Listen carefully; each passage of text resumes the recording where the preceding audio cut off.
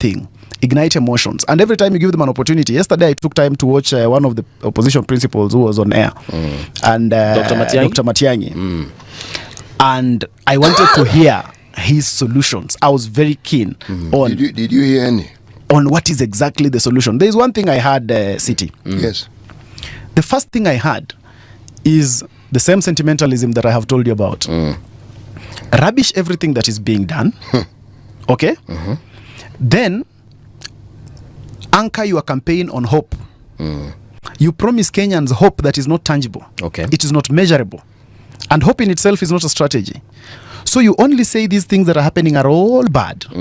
And then you say, when we come in, we will sweep all these things. He was asked very fundamental questions. I liked that the host started by asking, what will you do with the fuel pricing? And the gentleman went on and on and on. And all he talked about is why it's high and why Kenyans should be mad that it's high. But he could not be able to provide any tangible solutions. And one of the things that mesmerized me, Mbuvi, is the fact that he told us that government knows everything. Okay? When he was asked on the subject of goons, he said, serikali inajua kila kitu. He said serikali inajua kila kitu. Serikali knows everything, and when you are in charge, you can be able to pinpoint everything and where it is happening. Government can never say ati hatujui kwamba hatujui. Fast forward, is asked about River Yala. And he says there are gaps and mistakes that sometimes happen in government that the CS cannot be aware of. Okay? He then now wants government not to know everything when it's about his accountability question. Yeah? When he's asked about the people that were dying in, I'm forgetting the name, one of the places in the coastal region, courtesy of religious Shakahola massacre. The Shakahola massacre that happened during the time when he was CS Interior. At that time, he does not remember that serikali inajua kila kitu. Yeah?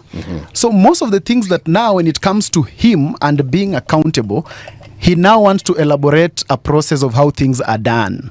Yeah, he actually quotes something and says that when a teacher has, for instance, impregnated a girl, it is not the responsibility of the CS to resign. Okay? And these are quotations he comes up with when it's about him being held accountable. But when it's not him and it's the other people, he wants CS Murkomen to know the goons in Kisumu.